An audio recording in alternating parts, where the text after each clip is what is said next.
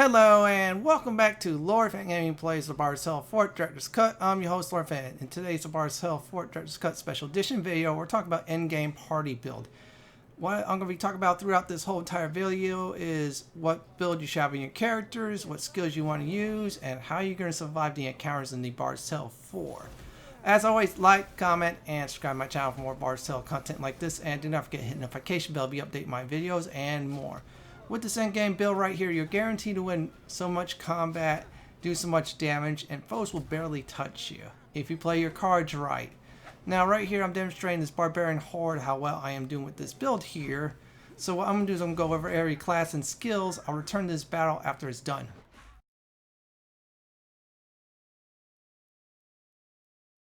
Now, let's talk about the Bard setup I have on my Bard right now. You could have two Bards, that is fine, but I'm going to give everybody a recommendation of what skills you want, so this way you survive in the Bards Hell 4 world. Now, Rhyme of Dual Time right here, when you play this song, will reduce the entire party's abilities by 1 round. So it'll cut off that round right there. This is very important. I've been using this towards the end of the game for cheesing this game. Yes, you can actually cheese this game with this skill, and a future skill I'll point out in the Cleric Tree. Now, next up, we're going to go down the list, and we're going to get Grand Rabble Rouser. This right here gives you 1 opportunity point. That means more opportunity, more abilities you could do in battle. This is like very important, very dire. It's recommended you go down this tree after getting wine pairing. We'll talk about that later. We'll go down this tree further. Now, this song right here, Song of Compulsory Cavalting, this does is when you get close to an enemy, you play the song, you stun yourself, however, the enemy will be dancing for 3 rounds. Now, there's an item I'll be showing everybody in a few moments to make this skill right here really cheesable. Now, if somebody attacks it without the loot that I will be showing coming up soon, song gets interrupted, and yeah, crowd control will not happen. This is the most important skill for the Bard right here. You see this loot right here? This makes it uninterruptible. That means your DPS can attack all they want, and it turns this one Bard skill into a cheesing skill. Combined with Rhyme of Dual Time, I'll show everybody why. Okay, you see this big ugly statue here. You just got free somehow. So we'll get the Rhyme of Dual Time right here. There you go. We could drink up again. Now we get to drink again. Because of that, we're going to move into position here with the Bard, and we're going to play the stun song. Watch what happens. We're going to do that. Now it's going to dance, and our DPS could go on kick some serious butt. See? Right there. So that's about it for that part right here. Let's talk about more skills as we go down the list. So remember, this song right here is the most important skill in the game. Grand Troubadour. This right here will do is charm an enemy for 3 rounds. In other words, you see the heart thing above their heads? Don't attack them. Instead, just attack around everybody towards everybody else actually. So this way you do some actual DPS, and when they break free you could go for them. This is a great way to start boss fights. Most of the bosses will be charmed, some will be immune, but others will be charmed. This is where you just start building up your spell points and your drink level, which is very good. And those right here are right. We're just building the skills on this tree here to get the next class set up, which is, I think it's very important. This one right here I'm showing real quick is Spell Song. Gives the target party member 1 spell point. Very useful if you have 2 bards in the party. This one right here is really good. Sanctuary Score. This gives you like a nice shield to a target to get healed with it, which is very good. Really, really good. And this is like very useful in case you don't want to go the cheese method. You want to go the tanking method. In other words, pop this song on a fighter and you're all set and good to go. And these right here is all right. So let's get to the next skill, shall we? Grand Minister. Party members other than the Bard will gain 1 spell point at the start of combat. Really good way to set things up for your practitioners or anybody else who is in the Cleric Tree, who is not a Bard. This is like a perfect way to actually do some serious damage. And just trust me, you want this skill for the Bard because it'll share the wealth, which is really cool. Really, really cool. So let's talk about the next tree, the attack tree, shall we? Now, the next set of skills, like I said before, will be the attack tree. You're not going to, I'm going to be honest, we're not going to put much points into it. Let's be honest right here. The chopping one's alright for access if you want to go that route. this one you want right here. What it does is gives you actually mental damage to do with against enemies. This will probably be a good decent starter skill, which is alright. Now let's talk about the defense with the armor for the bard. You could either go elven armor, which gives you a little bit more strength, and I believe a little bit more AC too. And the other path gives you a little bit more hit points, and I think a lot more AC. Either way you pick it, I prefer elven armor, which is really nice, especially on a rogue, but either way you could do it. Now, real quick, as I'm going down the other tree right here, the jester stuff is purely optional if you don't want to have any, elven armor or the other armor. Yeah, jester stuff is nice. Just put a few points right there straight on down. And it's real good. If you're a trophy / achievement hunter, yeah, you definitely want those. Those are huge requirements. The hat is pretty decent. Unfortunately, Harrenhold does not have a jester cap that's OP'd. So that's a word of warning to me from that. Other than that, yeah, the defense tree is not bad. You can put some points into it, but not a lot. The next tree on the list is the brewing tree. This is a very important tree. Wine pairing, one of the most important skills in the entire game. When you get to tier 2, this is the first point you put it in. Why is that? Doubles your food healing. You're going to be using a lot of food in this game to heal. This is very dire. You should do it. Don't do like I did halfway through the game and gone through supplies like crazy. Now, this one right here is great also. Elven Wine. This gives you 3 spell points, 4 stacks of drunk, uses up opportunity. However, those 3 spell points do go a long way, especially with the cheese skill. This one's alright here, so we're just going to grab some of these skills here for giggles just to get down to the Brewmaster tree. This one's not bad at all if you want to kill any foes with your bard. Every time you kill a foe, boom, free spell point. Brewmaster! This one's very important. Gives 1 spell point plus 1 stack of booze at the start of combat. Really important. Instead of starting out with 0, you start out with 1. This is great. Now you pair this with 2 bards plus the other one right there, and your bards can also share spell points, which is really good. That's why some people go with 2 bards. And that does it right there. So I'm going to give everybody a glance at this tree right here. I did not touch the Cleric Tree. That'll be later on in the video, so I'm going to skip ahead.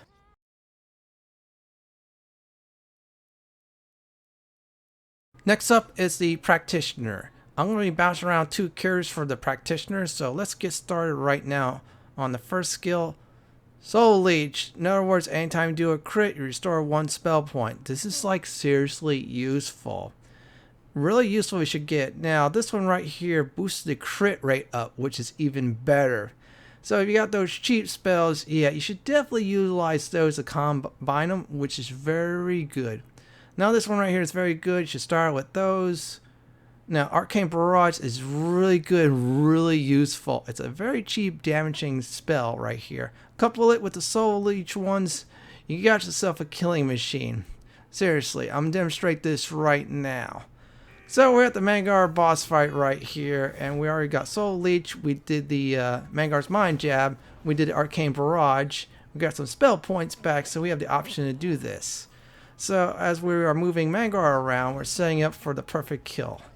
And yeah, we're going to be doing that now. So I am going to do right now is get everybody set up as normal, as you saw in the video. And we'll get to the second Practitioner. He's going to make things really useful here. So we're going to do it now. Because that explosion, that's Conjurer's Mark, we're going to talk about that later on. So we're going to spam Arcane Barrage. Because of that, we have so many spell points on our other Practitioner, he could go on a killing spree, see? Kill everything with ease, and there you have it. That's a 3-hit combo right there. Soul Leech, Arcane Barrage, and more.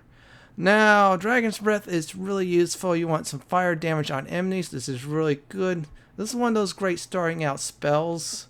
If you really want to utilize that until you get to Mangar's Mind Jab, I'm going to be honest, you'll ditch this spell by the time you get something better. But this is like a nice starter spell to have. And we're going to go down the list a little bit further here. Everything else is alright. And let me point to the next one. War Strike. This is very useful. It costs 3 spell points. However, deals a certain amount of damage to one enemy. And the damage jumps to other enemies And this does get affected by Soul Leech. In other words, you do a crit, yeah, you can get that 1 spell point back. Again, this is great until you get something much, much better, as I said before. So be on the lookout for that for now.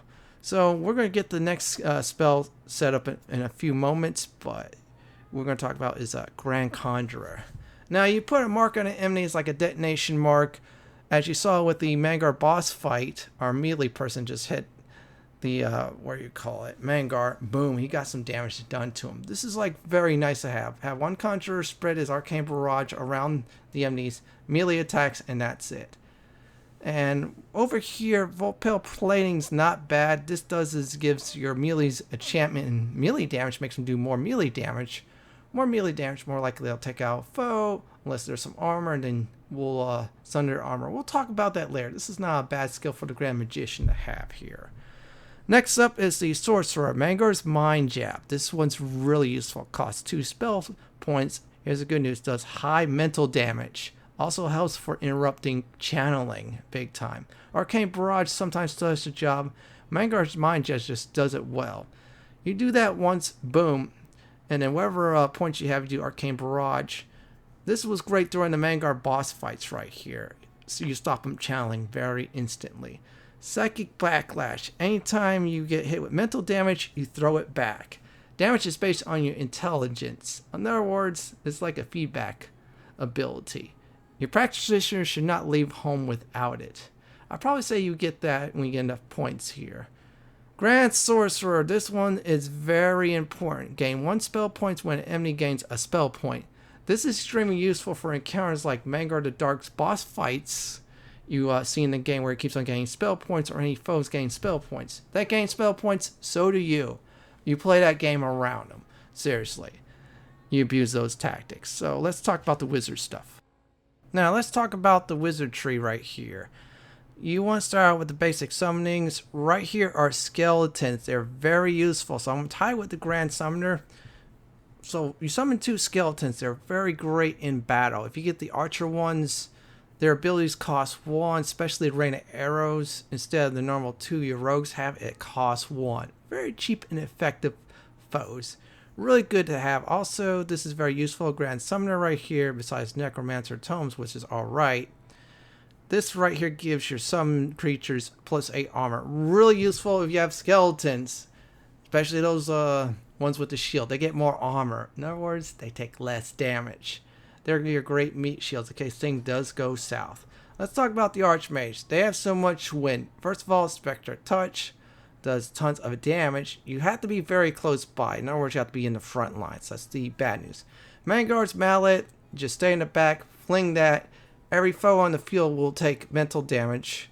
Again, Spectre Touch and Mangar's Mallet does benefit from Soul Leech. Finally, Summon Herb. Summons a very powerful summon. Takes a bit. However, good news is Herb will join the bout. You have 2 practitioners. They can summon 2 herbs, and it will kick some serious butt.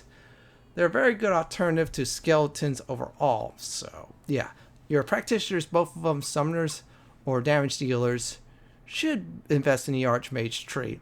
Now for armor, my advice is just go straight down the tree. It has the best setup in the entire game right here. Archmage robes, yeah, they focus on increasing spell damage output. In other words, intelligence, high intelligence gear. You should have it. And it's very good. You can do the other ones, including on the right tree right here, Sorcerer's Armor, which just makes spell casting easier, which is alright.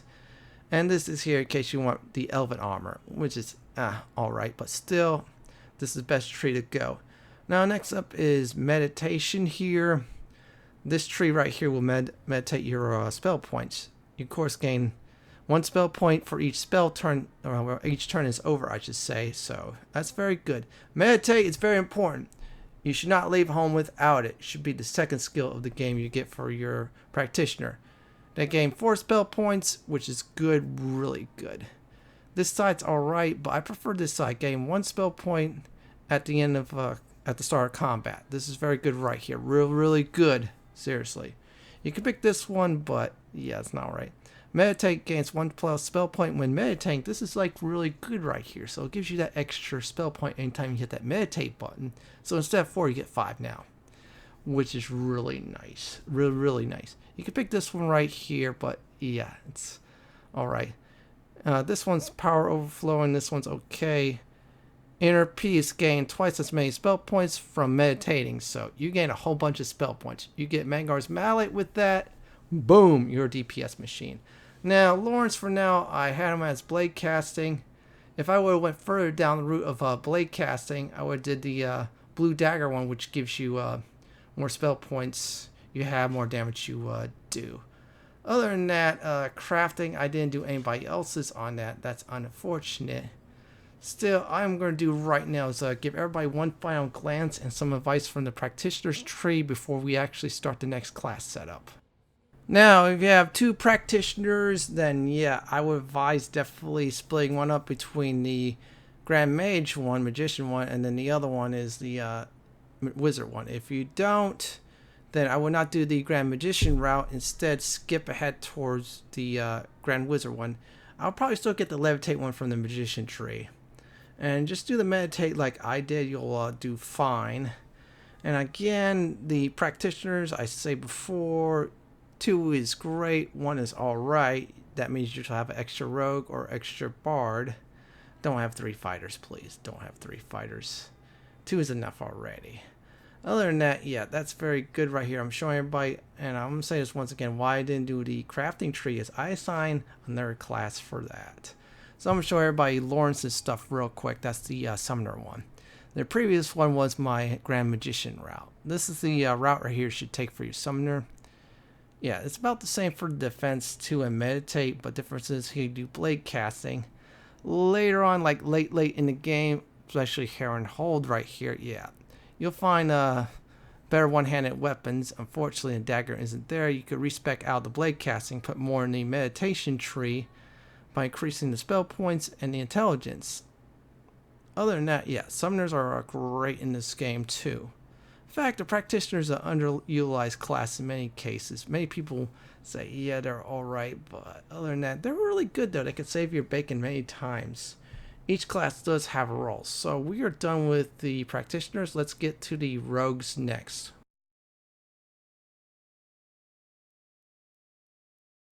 Next up are the rogues. They're very powerful. If you utilize them, they can do some damage. Now you start with this one, basic combat. You do some more shift damage. And there's an ability later on that will actually couple with that you do more damage. We're going to go down the tree here. Sniper Novelist, you get loose arrows. In other words, this is great because the rogues in the back, they ping arrows and it's really good. Takes 2 rounds to charge, however, it's a wonderful tool to use. This one's not bad at all when you start out right here. For 2 turns, each attack deals 28 bonus physical damage. Really good unless there's armor foes. I'd probably dump that when I get something better. Rain of Arrows, this is great right here. It deals physical damage to enemies in some spots. More enemies, more chance you get to hit. Really good item for him. Now, Assassin, deal 8% plus damage for each enemy on the battlefield. Now, for those in waves, this is perfect here. Especially the 99 Barbarian waves. Rogue does some serious damage. And the 8 Skeleton waves, they do some serious damage. Also, 2 waves of foes too, they do some good damage. So yeah, this is like a very vital class right here to get. Critical hit, bow and daggers. That means you will now do more critical hits with them. It'll couple with the other skills, including the bow and dagger sections, which is really nice. I mean, come on. Who wants to do more damage? Critical hits does increase 25% more damage. You want this definitely want to go down this tree at some point. I'll probably say halfway through the game. This right here is pretty good. I used it a few times. Corner Rat, 20% increase in crit damage for each dead ally. 5 dead allies, yeah, 100% more crit damage. Really good right there. Really good though, in case you're in dire situation. So we're going to go to the next one is Precise Training. 20% increased crit chance with daggers and bows. Now your crit chance does increase, which is very good. So the next item on the list is the defense tree right here. You're going to spend some points, but we're going only down a certain path. Right path I do not recommend. Elven armor is pretty nice for rogues. You should get towards that path ASAP, because this will be extremely useful for him in this path right here. Seriously, it's extremely useful. It has more strength, and I do need strength. Right here, it's very useful right here. This will give you smoke bombs if you need it. I just did it for the plus strength points right here, but still, it's another option to have a smoke bombs in case things does get dicey. Still, this, I would probably say you'll spend some points in this one, but not a lot. I'm going to give this tree a few more seconds before going to the subterfuge tree, the stealthy tree. The gold ones right here are really nice to have in case you want to get the 10k gold trophy / achievement. This one's pretty good too because it helps you detect chests nearby. Those sparklies, which is really nice. Sneak, very important. Outside combat gives you advantage. You want every advantage you want in this game. You do not want to be spotted because enemies go first. If you're spotted, first strike, you go first. Now in combat, it does is increase your damage, which is really good if you use that. Spy's alright. Burglar is good to have. Safecracker is great to have. Lockpick and master lockpicks. There are chests, doors you could lockpick and skip many of the puzzles or open shortcuts. You definitely want to open shortcuts in this game. Master Thief right here. Rogues have a chance to steal all purchases from a shop. Okay, I'll admit, this is great and a bit OP'd for a rogue. For number one, they get a chance to sell the items that your party sold again. For instance, that 1k piece of armor you're going to sell to the vendor for 1k. Well, you get the money, then rogue takes the item, and that's it. Thug, this is one of the most important melee skills in the game. Costs 2 opportunity, does mental damage, and has a chance to stun. That is so much win in this situation.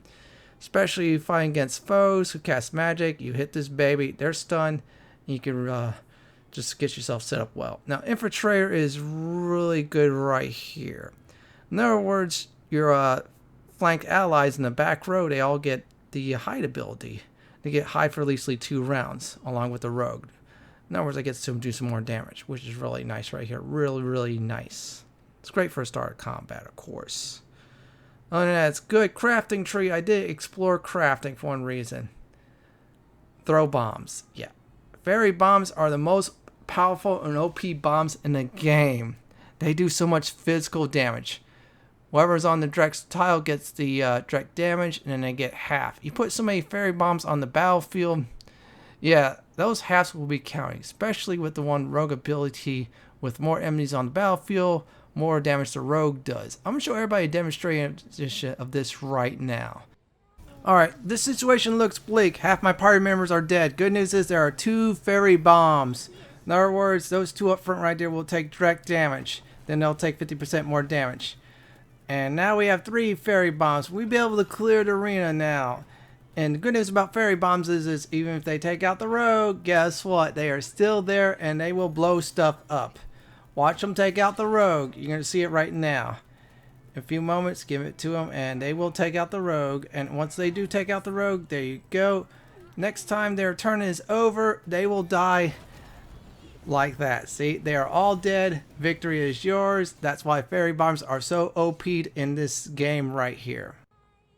Last but not least is Master Chemist. Only reason why I picked this one is so you could build so many potions, including greater heal, power potions, and more. This way rogue have a nice option to also do other things besides DPS. I'm going to leave this tree right here for everybody to see here, like I did with the other 3 classes briefly. Yeah, overall rogue is very nice for endgame. Some people have 2 because of the 1 encounter for Tarjan. Me personally, 1 is good. 1 is enough. And yes, I would probably say again, fairy bombs are OP. It's one of the OP items in the game you could create. Toss a few and you could turn the tide right away. Well, let me be honest about that. I used it during the waves and just say those waves went by really quick. If you saw my barbarian video, 99 waves of them went quick. That would have been over almost an hour and a half. So that's it for the rogue tree. We're going to get to our next class, the fighters.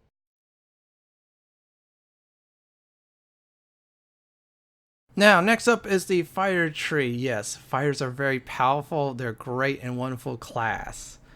You can build them 2 ways. Now, first of all, let's talk about Sundering Smash. This does damage to our armor. You get rid of their armor, and then you could get some nice bonus damage against them. And I would probably say, I'm gonna be honest, it's really nice. Also, it does great with the Great Swords tree. This one right here is nice sweeping slash. Sweeps the target direct ahead, and the ones on the left and right. Really good DPS to use right here. Now this one right here, Last Breath. When enemies hit a certain threshold hit points, one hit, they die. Cost 2 opportunity. However, it is an instant kill ability. I'm going to show you why this is very important to have this ability all the time. Now you see this red cat right here. It has almost 5k hit points, and we keep on doing damage with the other party members. My main guy is going to hit that last breath right here. There you go. Mr. Red Cap right here from Heron Hold has just died in one hit. And that's why that ability is so useful and so great. Next up, all or nothing. You either do normal damage or 3 times the damage. The more strength you have on your fighters, the more triple the damage you get if you are extremely lucky. Very valuable to get at this point in the game. You should build towards that, most likely ASAP for a fighter, which is really good. Dual wielding, this is very useful right here. So now you equip 2 weapons. Now, first of all, you'll start with 2 swords, which is very nice. You cannot equip a great sword until you get Vanguard. This allows the great sword in one hand, a 2-handed weapon, I should say, more like in one hand. Another is a sword or a shield. I have one character having 2 swords in hands, and then the other one with a sword and a shield. Now, critical hit with swords increase damage with swords right here. If you use their abilities, yeah, you'll do that. I just grab it this way for the this fighter right here who's dueling 2 swords, the short sword and the offhand. And now we're going to get to the next tree. Armor, you want this, obviously increase armor class. You can do anything down the tree, however, I recommend for both your fighters right here to get to the Guardian. You take 50% physical damage from your allies. So for instance, Practitioner gets hit, you take 50% damage from them, and they lose the 50% damage that's being done to them. So this is like really good right here class setup. I mean, it is really good and wonderful to have. So let's go to our shield fighter. You want to get critical block with shields. This is very nice. I start building there towards end game. Now, Shield Master is really sweet right here. Before we talk to that, let's talk about what we build down here. Stance battle ready, gain 17 armor for 1 turn. This is like nice for emergency situation. This way it gives you some layers of protection. Now, Shield Wall is great. Deploy a shield with 11 constitution for 1 turn. Put it in front of you. It breaks, it deals damage to the enemy. Downside is the cooldown. The defense tree, how you want to say is how many points you want to put in. You can put points in the stat ones, or you put points in other ones. Let's talk about command next. This is a really good tree too to have, and I mean it's really good. So let's get to command right now. What we're going to talk about first of all is taunt. Taunt is really nice. It fixates foes on you. That means your foes won't attack anybody else but the fighter that taunt them, which is really good. You couple it with a few skills, which is really nice. Cold Chivalry, Honor Strike deals 25% damage, I believe, versus targets who are fixated on you, aka taunted. Yeah, this is really useful. I like this one right here, Biting Insult. When you taunt an enemy, they drop their armor by half. This is really good to break their armor during boss fights. I mean, come on, seriously. It's a must-have for fighters. You want to have this before facing Vanguard or Dark the final time. Duty after death is also very good too. When the lethal blow hits you, you have 1 hit point left. You gotta scramble after that. It's another nice thing. Commander is very nice. Plus 1 opportunity, 1 per party. More opportunity you have, more abilities you could use in battle. It is seriously useful. I mean, really useful at this point. And that's it. Crafting I didn't touch at all, unfortunately. So, let me see here. Anything else in the fire tree, I'll show everybody right now. Give a few more seconds. I'll give everybody a lowdown on it. Now, I'm going to give everybody advice while I'm leaving these trees open for people to look at. Number 1, fighters are extremely useful. You can build them 2 ways. Way number 1 is a 2-handed sword in one hand and a sword in another, or better yet, a 2-handed sword in one hand and a shield in another. And I will say this right now, they're your frontline fighters. Without them, your squishies will die instantly, and also horribly, mind you. So you want to build them the right way. I advise against doing the tree, this last tree right here, the chemical tree right here, unless you absolutely have spare points. Other than that, they are great and fun to play as. And I'm going to do Scarlet right now, my other fighter, the one with the shield. And yeah, just trust me, one with the shield's pretty nice too. I have her sometimes against bosses or high damage targeting ads. In other words, ads that will do much more damage than the boss itself. And believe me, there are quite few in this game here. Other than that, just remember how you spec your fighter and you will actually do well. So the next and last tree we're going to talk about coming up is the Cleric Tree. You gain that from a side quest once you turn it in and turn an item to a certain person, and that's that. So let's talk about it.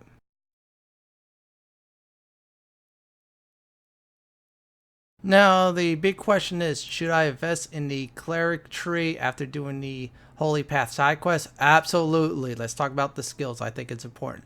Flesh Restore. This heals Constitution. In other words, if you're low on Constitution, pop Flesh Restore.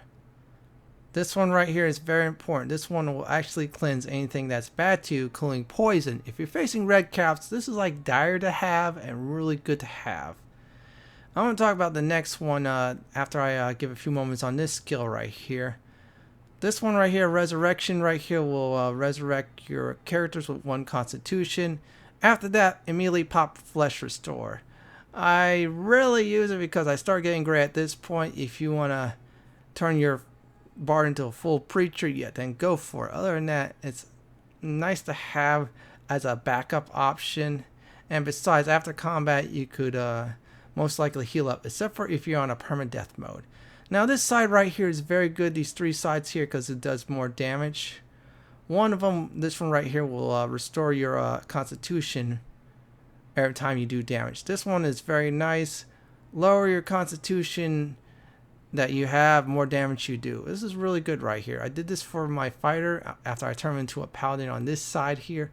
So yes, it is worth it going into the Cleric Tree to get some tools from it, especially the Flesh Restore and the ability that will cleanse your characters.